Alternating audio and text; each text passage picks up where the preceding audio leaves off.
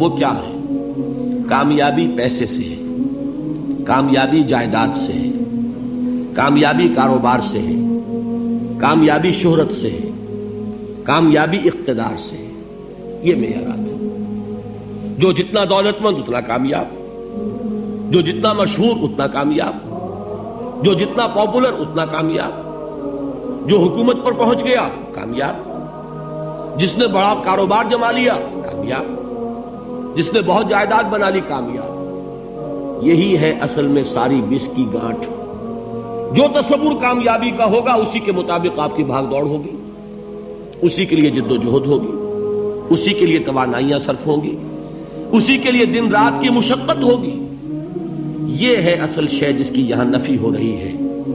کامیابی دولت سے نہیں، کامیابی شہرت سے نہیں، کامیابی اقتدار اور طاقت اور حکومت سے نہیں، بلکہ کامیابی ہے ایمان سے، عمل صالح سے، تواصی بالحق سے، تواصی بالصبر سے۔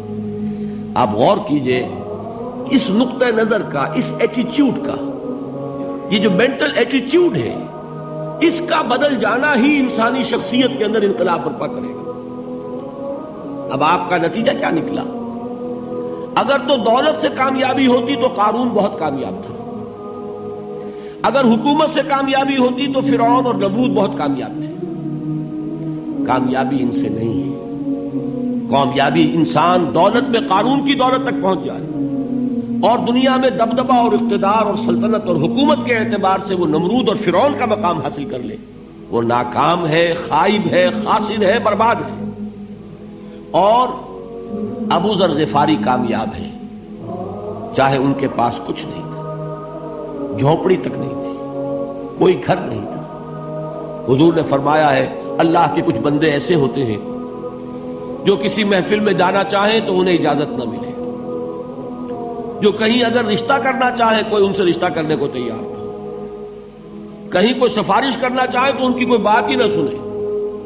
لیکن اللہ کے ہاں ان کا وہ مقام ہے کہ اگر بھولے سے بھی کسی بات پر قسم کھا بیٹھتے ہیں تو اللہ ان کے قسم کی لاج رکھتا ہے۔ یہ ہے فرق، یہ جان لیجیے اچھی طرح۔ اس بات کا مان لینا آسان، اس پر سبحان اللہ کہنا آسان، لیکن اس کے مطابق آپ کے اپنے ذہن کا بدل جانا بہت مشکل، اس لیے کہ ہم متاثر ہوتے ہیں اپنے ماحول سے۔ وہ بڑا محل ہے، دیکھ کر ایک دفعہ جھجری آتی ہے، وہ بڑی سی 20 فٹ لمبی کار سناٹے کے ساتھ آپ کے پاس سے گزر گئی، ایک دفعہ اعصاب کے اندر ارتعاش ہوتا ہے، محسوس ہوتا ہے بڑے یہ نصیبے والے لوگ ہیں، بڑے خوش نصیب، بڑے کامیاب، حالانکہ کچھ معلوم نہیں کہ یہی سب سے بڑی بد نصیبی ہو سکتا ہے کہ یہی سب سے بڑی ناکامی ہو۔ اگر ذہنوں میں یہ بات بیٹھ جائے کامیابی کس شے سے، یہی وجہ دیکھیے قرآن مجید میں بارہا آپ دیکھیں اولئک ھم المفلحون، یہ ہے لوگ کامیاب ہونے والے۔ آج ہی آپ نے نماز میں وہ آیات سنی، یا ایھا الذین آمنوا ارکعوا واسجدوا واعبدوا ربکم وافعلوا الخیر لعلکم تفلحون۔ اے ایمان والو، رکوع کرو، سجدہ کرو، اپنے رب کی پرستش اور بندگی کرو اور اچھے کام کرو تاکہ تم کامیاب ہو جاؤ۔ تو کامیابی کن چیزوں سے ہے، یہ ہے سب سے بڑا سبق۔ یہ ہمارے دل میں اگر بات بیٹھ جائے، ٹھک جائے، تو زندگی بدل جائے گی، صبح و شام بدل جائیں گے، نقشے بدل جائیں گے، بھاگ دوڑ کا رنگ بدل جائے گا، ویلیو سٹرکچر بدل جائے گا۔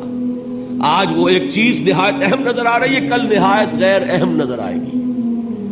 جیسے کہ حضور کی حدیث ہے، مالی وللدنیا، مجھے تمہاری اس دنیا سے کیا سروکار ہے، انما مثلی کراکب استظل تحت شجرۃ ثم راح فترکها، میری مثال تو اس سوار کی سی ہے جو تھوڑی دیر کے لیے ایک درخت کے سائے میں ٹھہرتا ہے سستانے کے لیے، پھر وہ اپنا راستہ لیتا ہے، اسے اس درخت سے مستقل تعلق اس کا نہیں ہے، وہ اس کا گھر نہیں، وہ اس کی منزل نہیں۔ اسی طرح یہ دنیا میرا گھر نہیں ہے۔ اب دیکھیے ہم کہتے ہیں انا للہ و انا الیہ راجعون، ہم تو مسافر ہیں، ہم اللہ کے پاس سے آئے، اللہ کی طرف ہمیں لوٹ جانا ہے۔ کن فی الدنیا کانک غریب و عابر سبیل، حضور فرماتے ہیں دنیا میں ایسے رہو جیسے کہ تم اجنبی ہو یا راہ چلتے مسافر۔ لیکن یہ طرز عمل کب ہوگا؟ جبکہ یہ آیت ہمارے ذہنوں کے اندر بیٹھ گئی ہو، والعصر ان الانسان لفی خسر الا الذین آمنوا وعملوا الصالحات وتواصوا بالحق وتواصوا بالصبر۔ یہ ہے اصل بات جو میں نے عرض کیا تھا کہ میں بتاؤں گا صحابہ کیوں ایک دوسرے کو یاد دلاتے تھے۔ اس لیے کہ دیکھیے جیسے برف باری اگر ہو رہی ہو، آپ باہر نکلیں گے تو برف آپ کے کپڑوں پر جم جاتی ہے نا، تو آپ جھٹکتے ہیں کپڑوں کو تاکہ برف ہٹ جائے۔